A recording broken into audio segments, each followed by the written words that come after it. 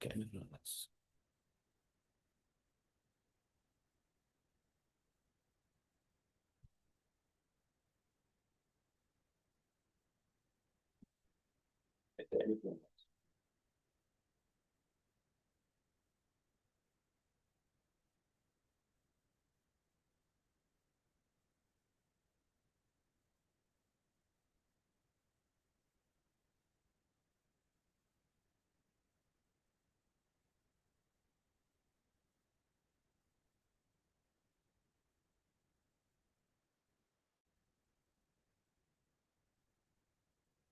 So we are reading all the purports from Isopanishad. It's not a big book. So just, I think it's mantra one. Mantra one we did, mantra two. So the two invocation mantra and the first mantra, Om Purnamada Purnamidam, that and then this other mantra, Ishavashyamidam Sarvam, that we are supposed to memorize. So mantra two. Just 1 minute. Kurvan evaha karmani जिजीविषेच्छत्तं समः एवं त्वयि नान्यथेतोऽस्ति न कर्म लिप्यते नरे. Kurvan, doing continuously, eva, thus, iha, during the span of life, karmani, work, jijivishet, one should desire to live, shatam, 100, samaha, years, evam, so living, tvai, unto you,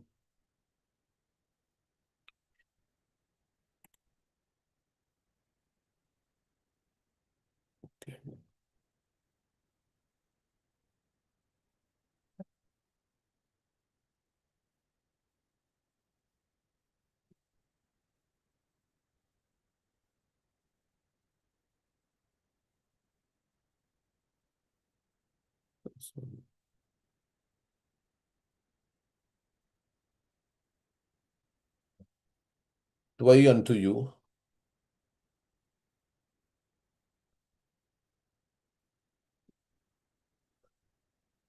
na, no, anyatha, alternative, itaha, from this path, asti, there is, na, not. Karma, work, lipyate, can be bound, nare, unto a man. One may aspire to live for hundreds of years if he continuously goes on working in that way. What is that way means? The previous verse, where you think that everything belongs to God. Everything is controlled, everything belongs to God, controlled and owned by the Lord. So if you can keep working and not also try to usurp somebody else's property. Be satisfied with your quota, and whatever you have been given, you think that this is all belonging to God. And in this way, using everything in Lord's service, you can keep working, and that sort of work will not bind him to the law of karma. There is no alternative to this way for man. So you can keep working, you don't have to retire. If you are working for Krishna, yagnarthat karmano anyatra, lokoyam karma bandhana, tadartham karma kaunteya mukta sangha samachara. Krishna says, yes, if you work for me, yagna arthat, yagna is Vishnu, work done as sacrifice to Vishnu must be performed. Otherwise, work will cause bondage in this material world. So if you are working for the sake of the Supreme Lord, then you can keep working and there will be no karma. You will not be incurring any karma. Knowing that everything belongs to the Lord and nothing belongs to me, using everything for the Lord's service. There is no alternative to this way for man. Okay, otherwise you get bound by karma. Even if you do pious activity, you get bound. If you're not doing it for Vishnu. So do we want punya and pap karma also or not? We want punya karma.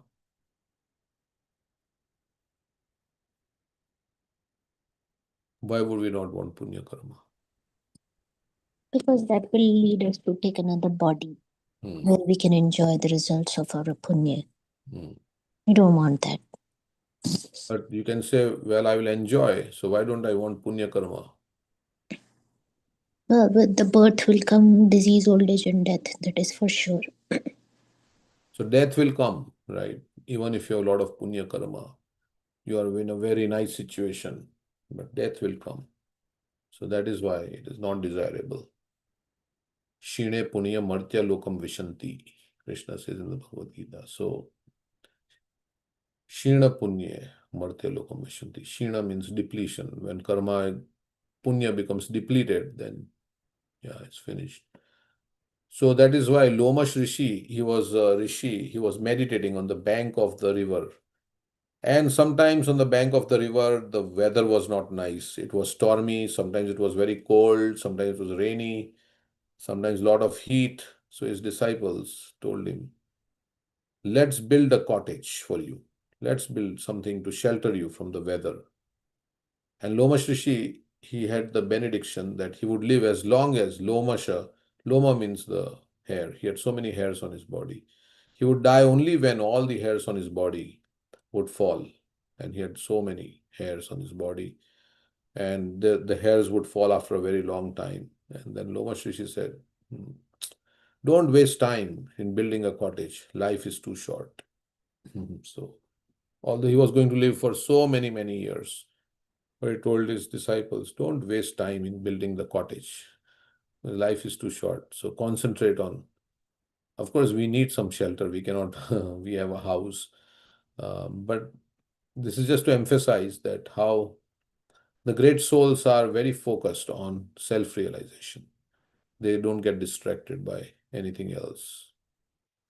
Not to be imitated, we need some things for living comfortably, house and things like that. But yeah, the goal should not be lost. So, so no one wants to die. Everyone wants to live as long as he can drag on. This tendency is visible not only individually but also collectively in the community, society, and nation. There is a hard struggle for life by all kinds of living entities because we want to live because we want to live life happily. So we are trying to counteract all the miseries. Death is also a misery because you have to live because in material conception of life we think my enjoyment is coming through the body, and if my body is diseased then how I can enjoy? And to keep my enjoyment going I have to live, and so so that's how there is so much struggle. But the material nature is so cruel that it gives us things that we don't like. Prabhupada said, yeah, that Krishna has shown me the naked form of material nature. We don't like disease and all these things, but these things come in our life, in our body, and then we have to struggle with it. So Krishna also says, Manashashtani Indriyani Prakriti Sthani Karshati. Everybody is struggling because we have left our home. If you are away from your home and comfortable situation, then you have to struggle. So we have left our home, Golok Vrindavan, and we have come in this, Prabhupada describes as a nasty place. This nasty place where you have to go through all different kinds of distress and trauma. And because we are in Maya, we think this struggle is happiness. And they also reward you, right? If you struggle very hard, you get a certificate and then you put it on your wall of your cube. In IT, they put a lot of certificates. It means you have worked hard to get all these degrees and certificates.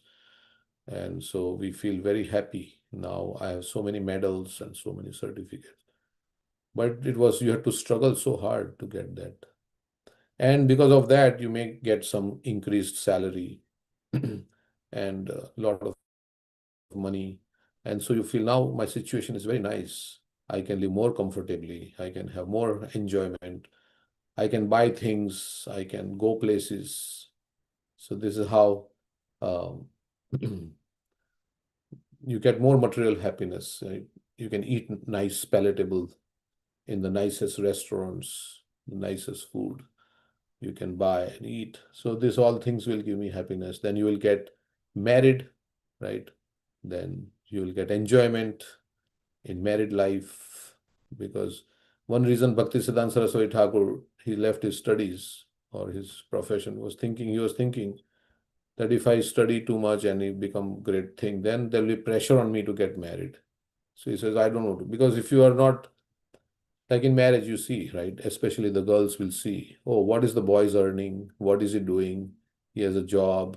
What is all these things? That means he's able to support a family. Like that, all these considerations are there.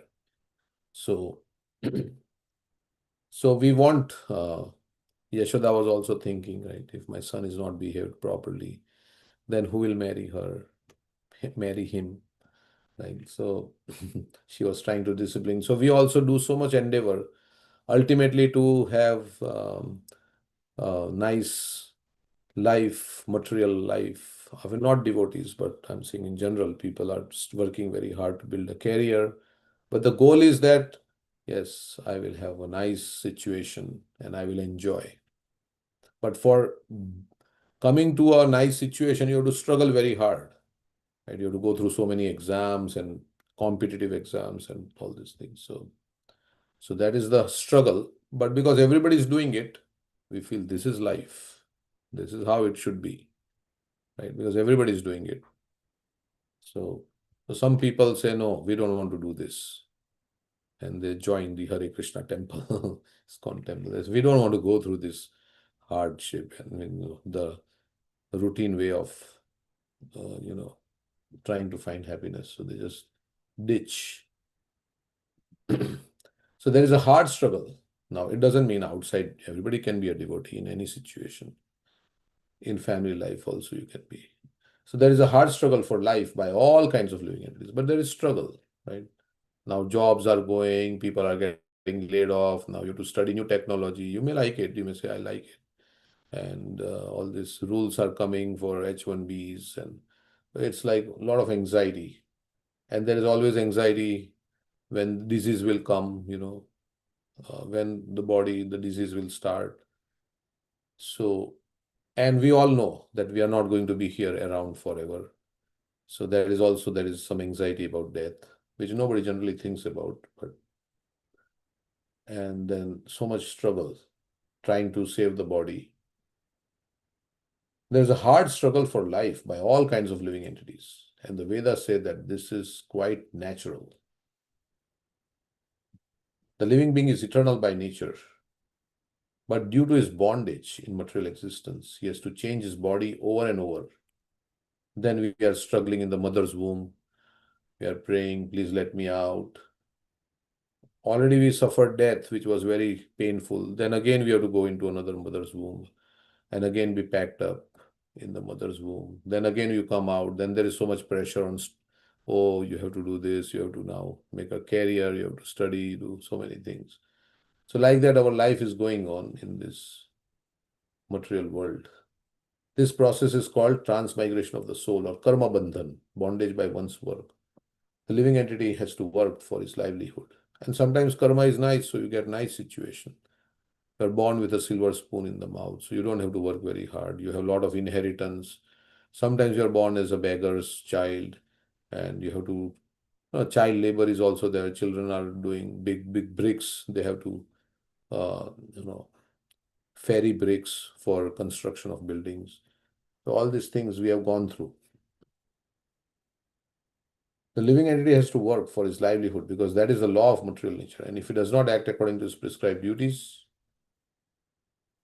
he transgresses the laws of nature and binds himself more and more to the cycle of birth and death in the many species of life. So everybody has to work because that is the law of material nature. Prabhupada would say even lion has to work. He's the king of the jungle, so powerful, but he has to run after the deer, so much hard work to catch the deer and eat it. So that is the law of nature. But if he does not act according to his prescribed duties, means according to Varna and Ashram, we have our prescribed duties, and if we don't act according to that. And ultimately, all the Varnas and Ashrams ultimately is to satisfy Vishnu. So if we don't, in our Grihastha life or brahmachari life. There are certain principles by which for that ashram. So you're supposed to act according to varnashram, and then ultimately to satisfy Vishnu. So otherwise, if we don't act like that, then we'll bind ourselves, we'll get more and more bad karma, and we'll go into many species of life. Other life forms are also subjected to the cycle of birth and death. But when the living entity attains a human life, he gets a chance to get free from the chains of karma. Yeah. Karma, akarma, and vikarma are very clearly described in the Bhagavad Gita. So everybody goes through birth, death, old age, disease, but in human life, you have gotten a chance. And if you don't use the chance, then Bhagavatam says you are committing suicide. That's the verse is there, right? You're committing suicide. You got all the... Huh? Nadehamadyam sulabham durlabham. Nridehamadyam sulabham sudurlabham. Plavam sukalpam guru karnadharam mayanukulyena nabhasvitratam puman bhavam dhimna taritsatmaha. Yes, so let's look at the translation of this verse. Prabhupada says here why we are referring to this verse, because this reminds us. So here is Prabhupada is saying that other life forms are also subjected to the cycle of birth and death. But when the living entity attains a human life, he gets the chance to get free from the chains of karma. Means he's getting a chance to attain moksha. Moksha means to go back to the spiritual world. So this verse is saying the human body, which can award all benefit in life, is automatically obtained by the laws of nature. Automatically means you just go from lower species, you come back to the human form. Although it is a very rare achievement. So we get distracted. Actually, it is meant only for one thing, is to get out, stop our cycle of birth and death. And by that you can only do by devotion to the Lord. So that whole endeavor should be, how can I become a devotee of the Lord? How can I again awaken? How can I again love Lord? So we have all forgotten. Krishna bhulya jiva bhoga vancha kare, pashate maya tare japutiya tare. We have all forgotten. We have become distracted in so many ways by so many other things. So Krishna says, Sarva dharman parityajya mamekam sharanam vraja. Oh, drop everything, all this dharma you have invented, and just surrender to me. Means just mold your life according to my instructions. Worship me always. Think of me. Do my work. And all these other dharmas you have invented, which are distracting you from the real dharma, is then you just drop them. Sarva dharman parityajya mamekam sharanam vraja. So that means we can do our dharma, our family dharma, all this, but in Krishna consciousness also. This human body can be compared to a perfectly constructed boat having the spiritual master as the captain and the instructions of the personality of Godhead as favorable winds impelling it on its course. So human body is the boat and the instructions are the favorable winds which will move the boat. And the captain of the boat is the spiritual master. Considering all these advantages, a human being who does not utilize his human life to cross the ocean of material existence must be considered the killer of his own soul. So, Atmaha means Atmahatya. So, you are killing yourself if you are not, because you are again going to be in the cycle, you will be killed so many times. Means Atma cannot be killed, but you're going to go through death, birth, death. Keep going this like that. So, this is an opportunity. You have been in prison for millions of years. Now the door has been opened in the human form of life. You can escape if you want. But instead of escaping, if we get attached in the prison, even the door is open, we don't want to escape then. And that's the problem. So nothing is worthwhile, really speaking, because everything is temporary. It's all going to come to an end. Even if you build a big empire, everything, it can end at any moment also. So you're building up all this, but this castle can be destroyed by at any time because when we leave this body. So in that way, We should focus on the essential, and everything else we do should help. So you have to make up your mind, right? We have to convince our mind that this is the goal of life. Prabhupada says there is a disturbance because we don't have a final goal for the mind. There is lack of peace. Lack of peace is because of there is no final goal for the mind, and our goals are always changing for sense gratification in this world. So here he says real peace. You can find this. You see. In the 2.66 purport, he says, unless one is in Krishna consciousness, there is no possibility of peace.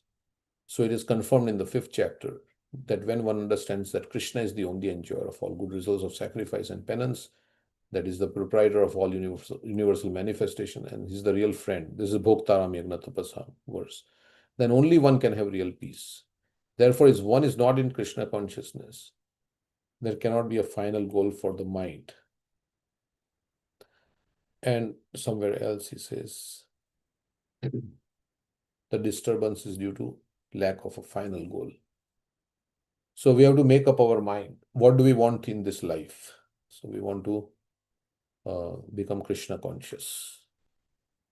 And if you have that goal, then Krishna will help you. And he will make everything else, arrange everything, because you are fulfilling the goal of life. That's why Krishna says, if you are ananyas chintayanto mam ye jana paryupasate tesham nityabhyuktanam yogakshemam vahamiham. If you are becoming Krishna conscious, then Krishna is very happy and everything is moving under Krishna's direction. So Krishna will arrange a situation in your life where you will be able to focus on your goal and not get distracted. Now, of course, we also have to take advice from Guru, Sadhu, Shastra, like that, so that we can live a life in which the purpose of life will be fulfilled. So, karma, akarma, and vikarma are very clearly described in Bhagavad Gita. Actions that are performed in terms of one prescribed duties, as mentioned in the scriptures, are called karma. Actions that free one from the cycle of birth and death are called akarma. And actions that are performed through the misuse of one's freedom and that direct one to the lower life forms are called vikarma. So there is pious activities are called karma, sinful activities are called vikarma, and devotional activities are called akarma. Of these 3 types of action, which frees one from the bondage, preferred by intelligent men. So akarma is preferred. Ordinary men wish to perform good work in order to be recognized and achieve some higher status of life in this world or in heaven. But more advanced men want to be free altogether from the actions and reactions of work.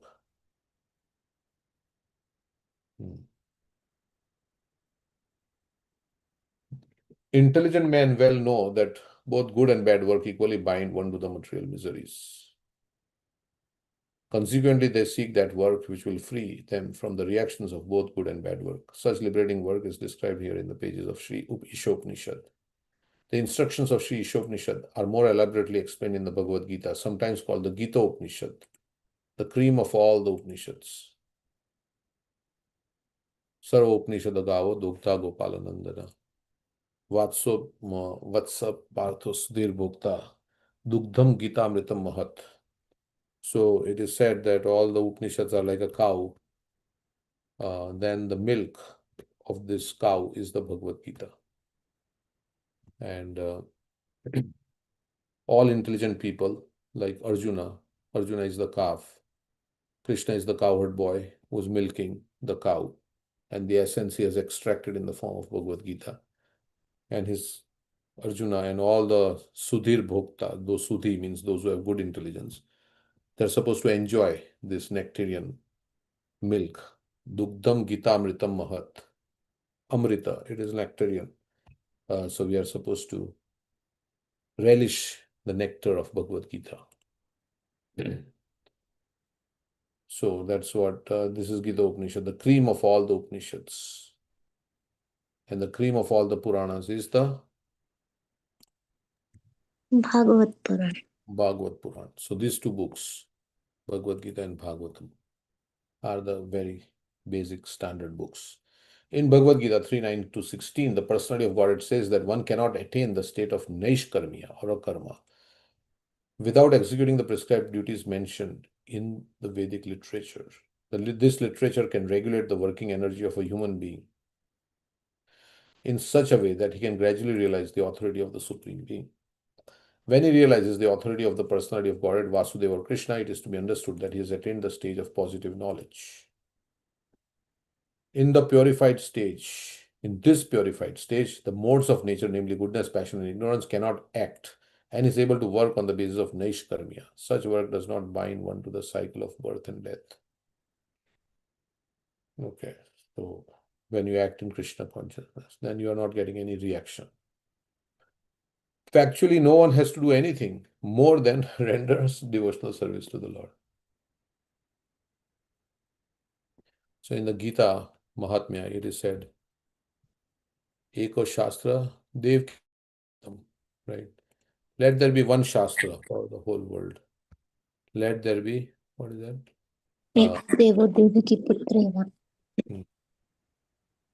Yeah, let there be one Lord for the whole world.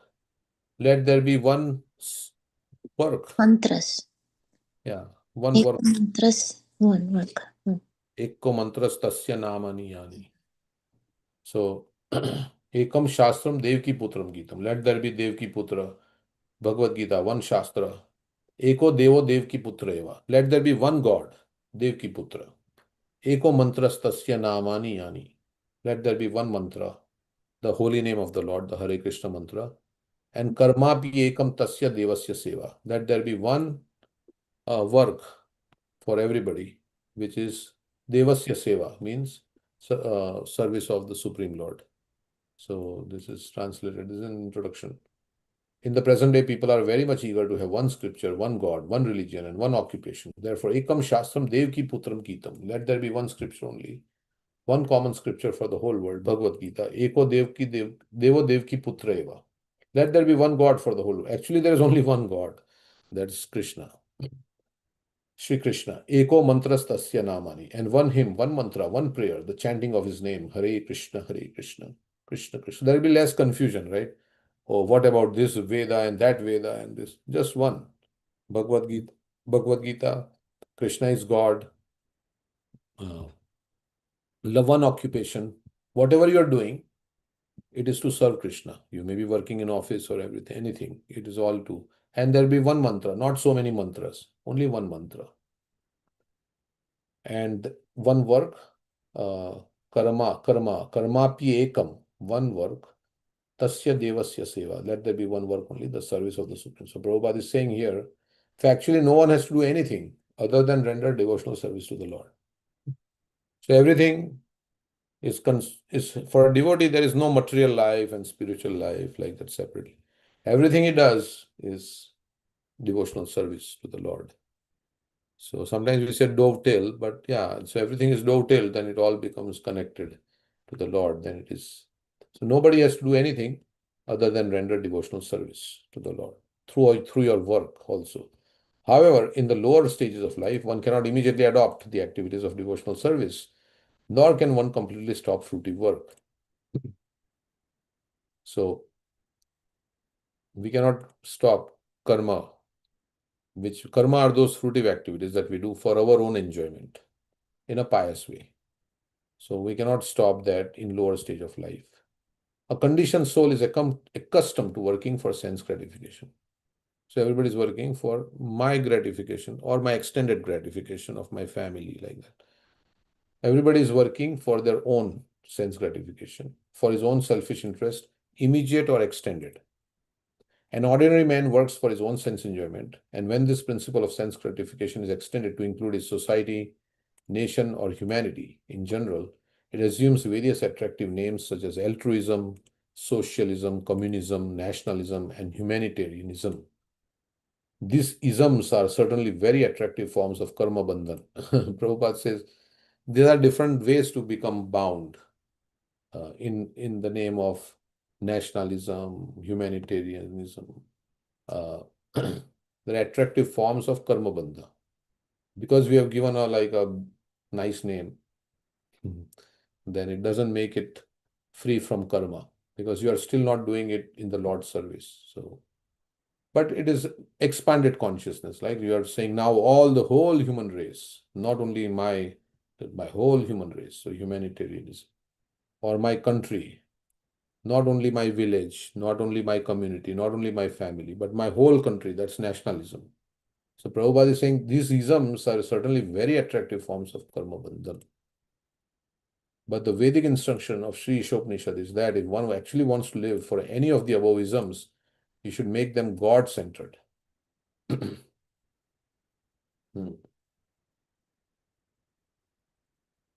So all this can be God-centered. There is no harm in becoming a family man or an altruist, a socialist, a communist, a nationalist, or a humanitarian, provided that one executes his activities in relation with Ishavasya, a God-centered conception. Okay, we'll finish this. In Bhagavad Gita 240, Lord Krishna states that God-centered activities are so valuable that just a few of them can save a person from the greatest danger. That's the verse. Neha Bikrama Nasusti. Atvavarna vidyate swalpa apesya dharmasya trayate mahato bhayat. Yes, 240 is that verse. So little that these are so valuable that it can save from the greatest danger, and greatest danger is that you will lose your human form of life, so that when you're not in human form of life, then again come to human form of life is taking long time. It's going to take long time. And again, although even as an animal, many animals became Krishna conscious. They were Krishna conscious, like Bharat Maharaj and Gajendra. But yeah, we can. So this little bit activities will guarantee you human birth in the next life. The greatest danger of life is the danger of gliding down again into the evolutionary cycle of birth and death among the 8,400,000 species, of which 400,000 are human beings. But if somehow or other a man misses the spiritual opportunity afforded by the human form of life and falls down again into the evolutionary cycle, he must be considered most unfortunate. So people are not caring for the next life. They are just acting without any, any knowledge, and just doing. So that is going to create a in the next life. So, like, so many people are eating meat every day. They are eating so many animals are being slaughtered, and you don't pay any attention to all this. Then what is going to happen? Next life, you'll find yourself in slaughterhouse. So many chickens are being slaughtered. So cows, and so it's one time Sankarshan Das Adhikari Prabhu, he was saying this is a banana peel civilization. Banana peel means you can slip anytime in this from the human form of life, like on a banana peel. So our death can come at any time, and if we have not understood anything, then it's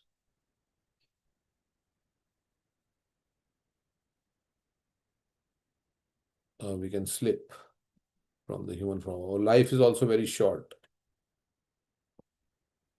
So before death comes, let us do as much effort as we can to become Krishna conscious. Let us try to purify our consciousness as much as we can with Krishna's help by adopting the practices of devotional service. Let us purify our consciousness from all the anarthas. So if we can do that, we try very hard to get rid of all the anarthas in our heart. Envy, lust, anger, greed. We try very hard, taking Krishna's help through the chanting of the holy name and like that. So let's become pure-hearted, free from all anarthas and material desires. So that is the main purpose of human life, is purification of consciousness. So if somehow or other a man misses the spiritual opportunity afforded by his human form of life and falls down again into the evolutionary cycle, he must be considered most unfortunate.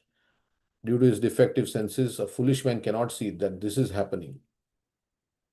So nobody, Krishna says in the 15th chapter of Bhagavad Gita, the foolish, they cannot understand how the soul is living one body and going into another body.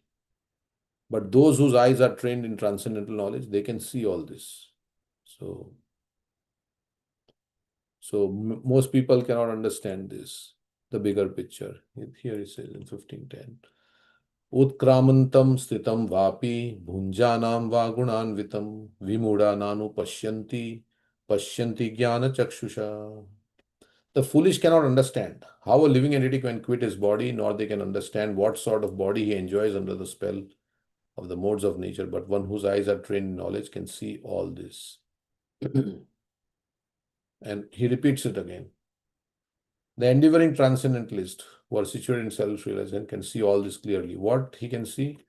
In 15:9 he says, how the living entity is going from one body to another and getting, in 15:8 he says, how just as air carries aroma, the soul is being carried by the subtle body to different kinds of bodies.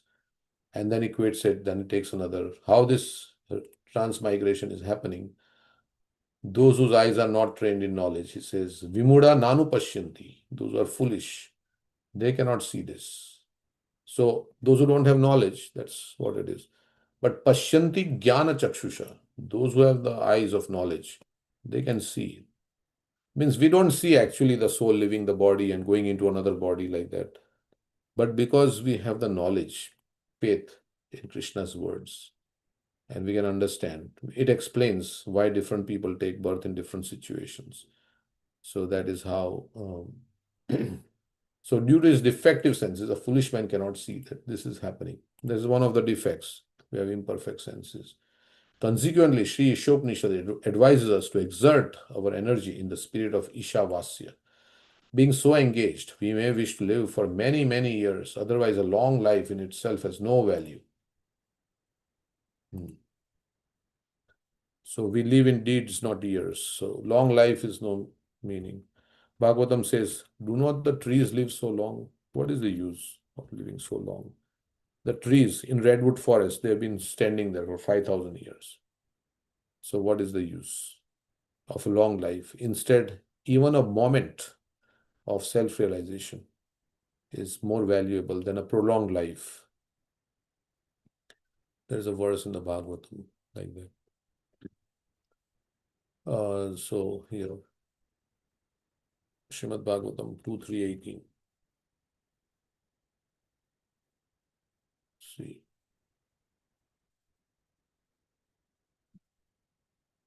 Tarava kimna jivanti. Tarava is the trees. Bhastra kimna swasyantyota. Na khadanti na mehanti. Kim grame pashavo pare. Do the trees not live? Do the bellows of blacksmith not breathe? All around us, do the beasts not eat and discharge semen? So, ahara nidra bhaya maithuna. These are happening. So then, I think it is mentioned, better to have one moment. There's a verse like that, which Bhagavatam says. Better one moment of self-realization than a prolonged life without divide. Means the light bulb has to go on. It's 2:1:12. 2. 2:1:12. Yes, let's look at the verse. What is the value of a prolonged life which is wasted, inexperienced by years in this world? Means living like an animal, just eating, mating, sleep. What is the value of a prolonged life? Better a moment of full consciousness, because that gives one a start in searching after his supreme interest. So, yeah, we want realization. We don't want just a long life but without realization. We want some realization in our heart before we leave. Because the trees also live long, but they don't have any realization of what their situation is. So Prabhupada is saying like that here. So being so engaged, we may wish to live, okay, being so engaged, we may wish to live for many, many years. Otherwise, a long life in itself has no value. This Bhagavatam is saying. So many pages. Dharma svanusita pumsam visvakshena katha suya. Notpa yadi ratim shramaya vahi kevalam. So he's saying that what is the use of doing all your duties very nicely, but you have no attraction for Krishna. The occupational activities a man performs according to his own position are only so much useless labor if they do not provoke attraction. So through our duties or occupational duties, we are supposed to come closer to the Lord. If they do not provoke attraction for the message of the Supreme Personality of Godhead. So that theme comes again and again. Due to his defective senses, a foolish man cannot see that this is happening. There's a story of Mahamurk, right? We'll read that story afterwards. So due to his defective senses, a foolish man cannot see that this is happening. We cannot see our bigger picture. We are so much into our small life that we don't see what exactly is happening on the larger scale. How many bodies we have left and how many bodies, we will take in the future if we are not Krishna conscious. We cannot see all this, and what kind of situations will we have been through, because we have forgotten everything. It's ignorance is bliss, they say. Being so engaged, we may wish to live for many, many years, otherwise a long life in itself has no. So somebody who has realization of this, that yes, I have been through very terrible situations and I have been through so much suffering. Now I should dedicate this life to Krishna. Because I don't want that. If you don't want misery, you may say that it's transactional, right? Okay, but who wants misery? Who wants, when we have diseases like cancer and things like that, we go and take all the treatment. We don't like it, right? We are trying to get rid of the disease. So we are trying to, who likes misery? Nobody likes misery. As Prabhupada said, nobody likes to die. Yeah. Who likes it? Nobody likes it. Otherwise, why are we taking treatment to get rid of the disease? If we like it, then we should keep it. But nobody likes death. Nobody likes. And this can unsettle us, right? Unsettle us. And anxiety comes and all these things. Nobody likes that. So if you don't want misery, then become fully Krishna conscious. Because there may be misery in this life, but after this life, Tyaktva deham punarjanma naiti mameti, so Arjuna. Krishna is saying, you don't come back. A tree lives for hundreds and hundreds of years, but there is no point in living like a long time, like trees, or breathing like bellows, or begetting children like hogs and dogs, or eating like camels. A humble God-centered life is more valuable than a colossal means a huge. What is the meaning of colossal? Colossal means extremely large, huge. So it's a big hoax. This whole material civilization is a big hoax. Hoax means fraud. This whole thing is a big fraud. With all its grandeur and everything, it's a big hoax.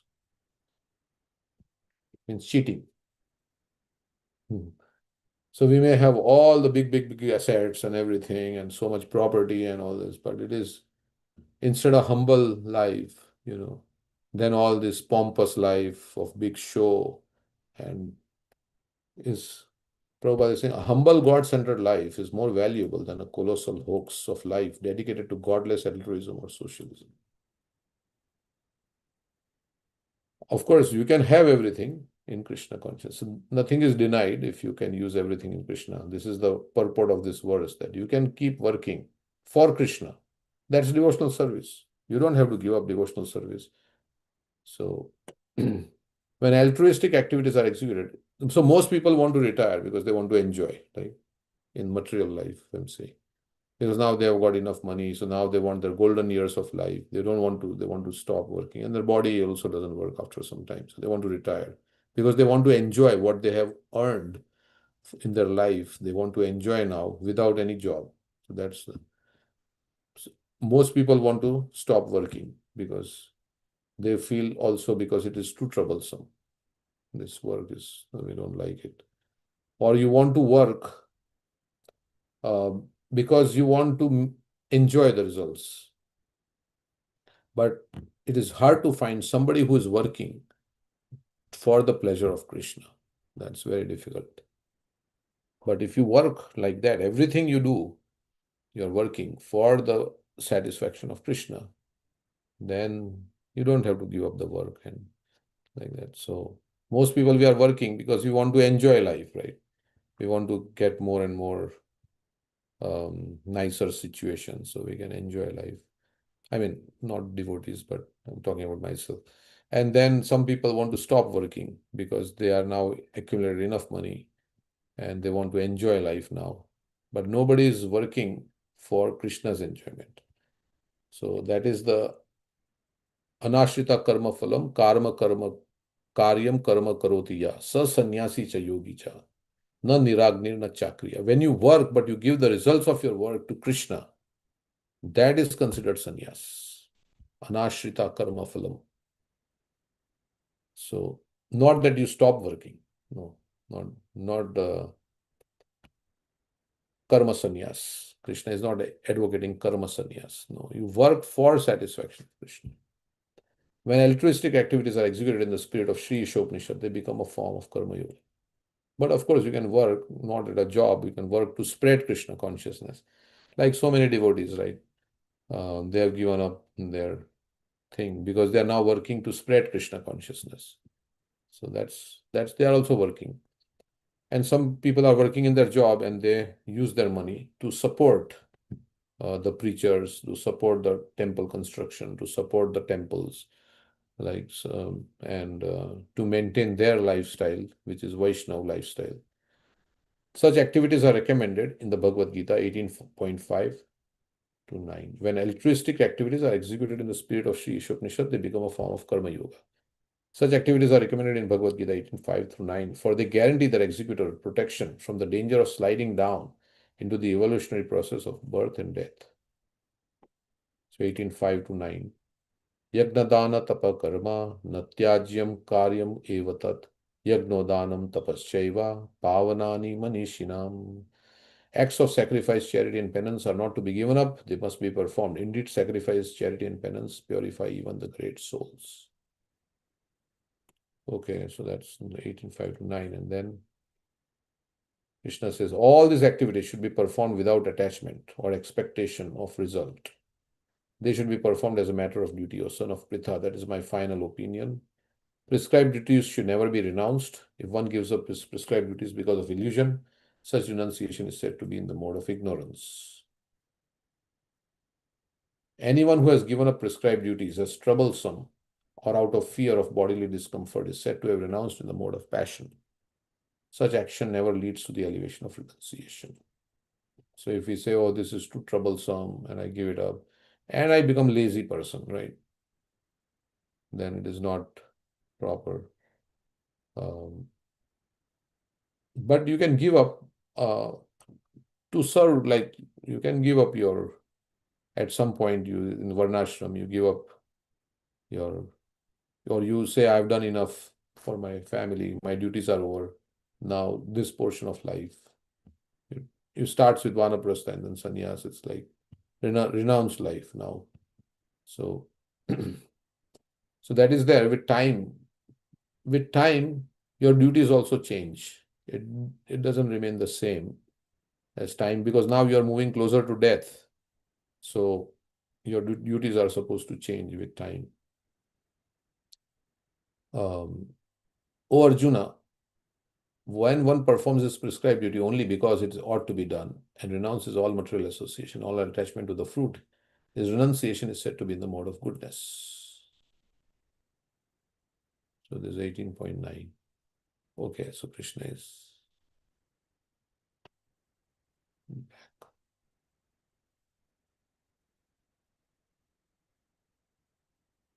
So Nishkam Karma Yoga is recommended, for they guarantee their executor protection from, so when we do activities just because they ought to be done, even though such God-centered activities may be half finished, they are still good for the executor because they still will guarantee a human form in the next birth. In this way, one can have another chance to improve his position on the path of liberation. How can one execute God-centered activities is elaborately explained in the Bhakti Rasamrita Sindhu by Srila Rupa Goswami. We have rendered this book into English as the nectar of devotion. We recommend this valuable book to all those who are interested in performing their activities in the spirit of Sri Upanishad.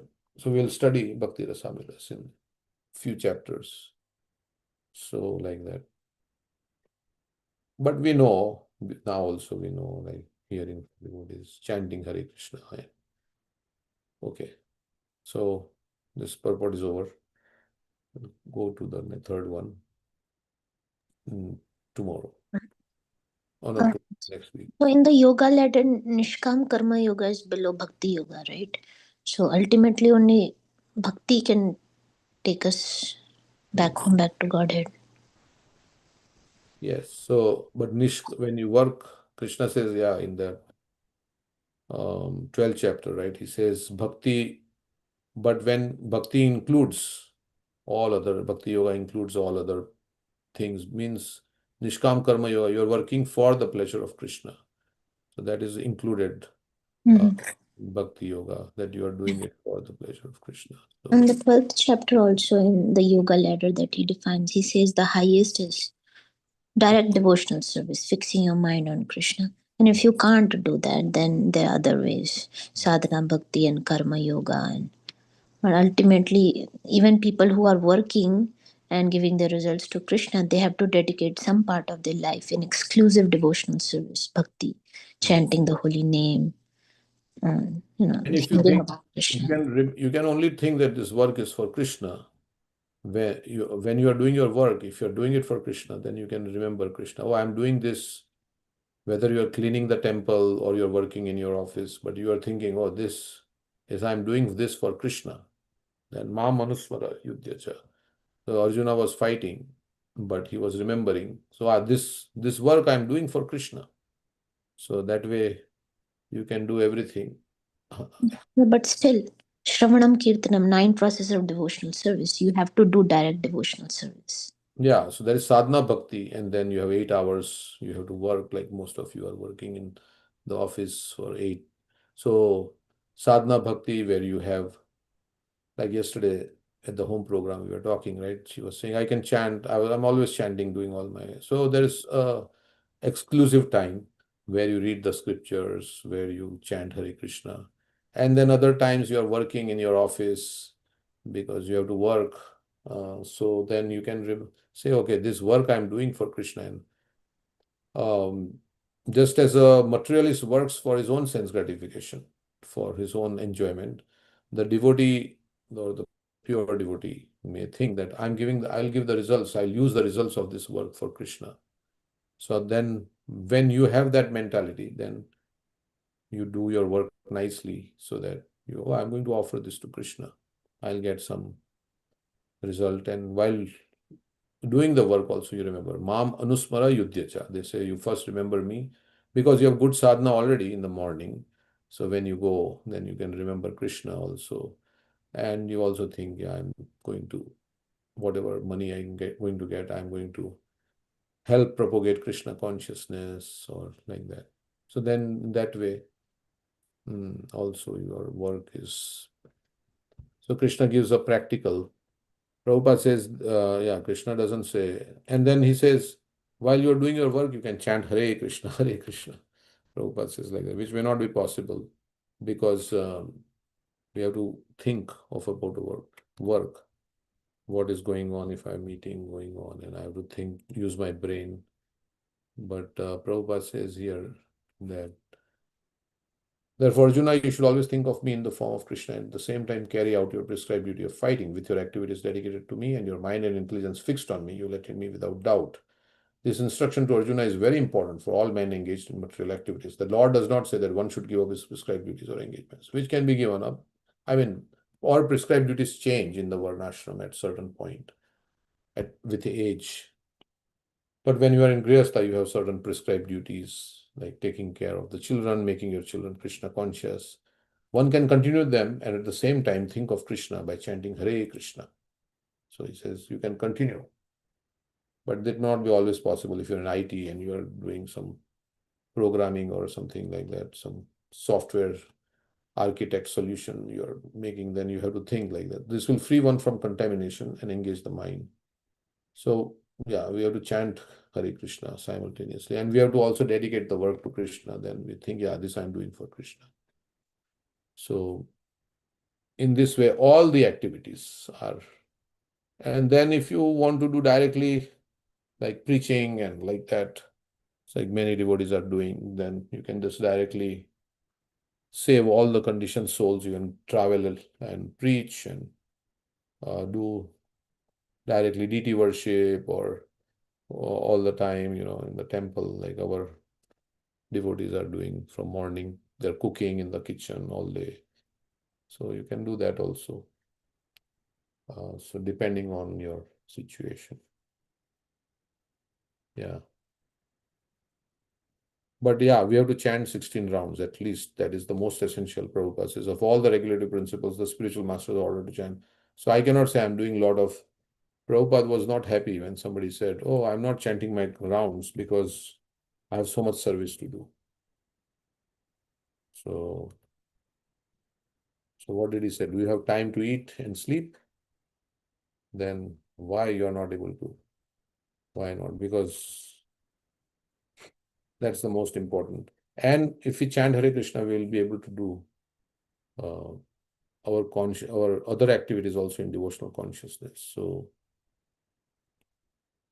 uh, of course, sometimes Prabhupada did make concessions for devotees like Vibhu Chaitanya Prabhu.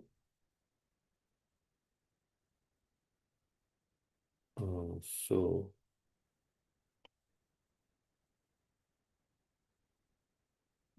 and if we miss our rounds, then we have to do it next day. Srila Prabhupada's strong, ferocious statements. Let's read.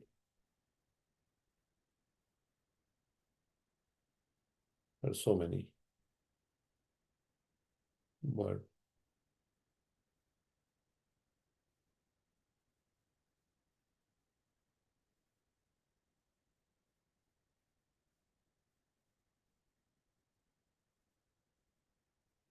let's read some statements from Prabhupada.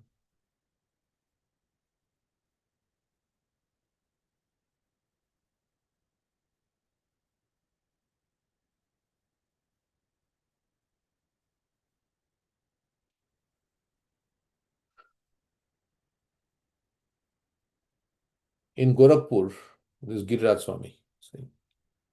In Gorakhpur in 1971, Srila Prabhupada was speaking from the Bhagavatam on the history of Ajamil and the significance of the holy name. Reading from the original Sanskrit commentary of Sripad Sridhar Swami. After one class, Hansaduta said to Srila Prabhupada, "That was a wonderful lecture." Srila Prabhupada remarked, "Do you think so? What do the other devotees think?" Hansaduta replied, "Well, frankly speaking, Srila Prabhupada, most of the devotees were asleep in the class." So he gave an opinion. "Yes, I know," said Srila Prabhupada. "Practically, I am speaking only to a few sincere disciples. Day after day, the problem persisted. So many devotees, including me, were falling asleep during class." So Giriraj Swami is saying, Hansaduta told Prabhupada that most of the devotees were falling asleep. Um, During one morning class, when Srila Prabhupada noticed a devotee dozing, he stopped speaking from the Bhagavatam and told him, "You can go and lie down. Why you are sitting and sleeping? This is not good. Sleeping from 10 to 4 is not sufficient. Why do you do like this? Whole day and night, wherever you sit down. What is this? Every one of you, more or less." So it also gives a bad impression to other people who are new. Right? Oh, this devotee has been, but he's sleeping in the class. So better to not uh, sleep there, but go and take some rest, Prabhupada is saying.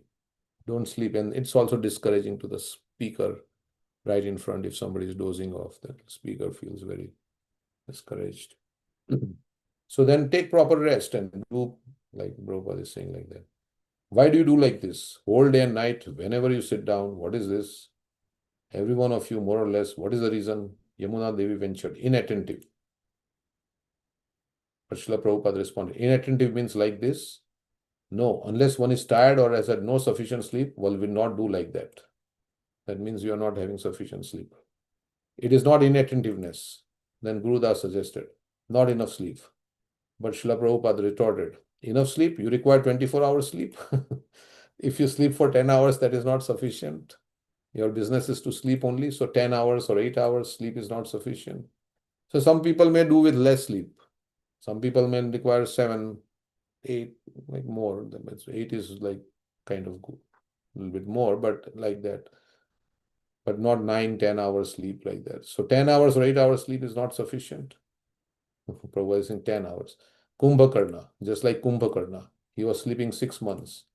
Tamal Krishna interjected. Hibernation, like frog goes into hibernation, polar bear. Srila Prabhupada chuckled and continued. We are also sleeping 6 months in a year because we generally sleep 10 to 12 hours. Yeah. As Prahlad Maharaj says, you sleep this many hours, so much of your life is gone in sleep. So if you sleep half day, that means half year. We are all Kumbhakarnas. Anyone who sleeps more than 6 or 7 hours is a Kumbhakarna. Kumbhakarna was the brother of Ravana. He was sleeping 6 months, and 6 months he was awake. That means that anyone who sleeps half the time, 12 hours out of 24, he's a Kumbhakarna. So when we are doing devotional service, we should be very like enthusiastic and very alert and active. That's what Prabhupada wants. So if we need some rest, then go and sleep and then come back. Like that he says. So one should not sleep more than 7 hours at most. That is sufficient. You can sleep 6 hours at night and 1 hour to rest in the daytime. That is sufficient. And if you sleep more, you're Kumbhakarna. So these are strong statements of Prabhupada. So you should adjust things. Nidrahara vihara kadi vijito. That's the Goswamis. Sankhya purvaka nama gana natibhi kalavasani krito. Nidrahara vihara kadi vijito. Chatyanta dino chayo. Radha Krishna guna smritir madhurima. Anandena sammohito. Vande Rupa Sanatano Raghuyugo Shri Jiva Gopalako. So, this is the translation. I offer my respectful obeisances unto the six Goswamis, namely Shri Rupa Goswami, Shri Sanatana Goswami, Shri Raghunath Bhatta Goswami, Shri Raghunath Das Goswami, Shri Yoga Goswami, and Shri Gopal Bhatta Goswami, who are engaged in chanting the holy names of the Lord and bowing down in a scheduled measurement. In this way, they utilize their valuable lives, and in executing these devotional activities, they conquered overeating and sleeping, and were always meek and humble, enchanted by remembering the transcendental qualities of the Lord. We are followers of Goswamis. Their whole time, 24 hours, was used in Krishna consciousness by chanting Hare Krishna mantra regularly, fixed up on big beats. So we have reduced that to 16. Haridas Thakur was chanting 3 times 64 or 192 rounds, and we are giving you only 16. We don't ask you to imitate Haridas Thakur, but he would not sleep or eat unless he had finished his 192 rounds. And Raghunath Das Goswami was offering obeisances around the whole Radha Kund. So many times I shall fall down. He was falling down, Dandavats. From the point where your head is touching, you have a line, stand there. That Dandavat Parikrama. Again fall down. Again stand and again fall down. Just see how much good exercise it is. This is called tapasya, austerity. We should not take it very easily that we are going back to Godhead. Of course, there are so many concessions, but at the same time, we should be very much aware of the responsibility that we have decided to go back to Godhead. It means this is the goal of the final goal for the mind. We have decided to go back to Godhead after leaving this body. So we have to perform some austerities. The austerity in our Gaudiya Sampradaya is very simple. Following the 4 principles, restrictions, avoiding the offenses, and chanting regularly on beats. And hearing, chanting and hearing both. Not only chanting, we have to hear Srimad Bhagavatam. In this way, we should engage 24 hours, hear and chant. When you speak, when you go to lecture for preaching, that is also chanting. And automatically there is hearing.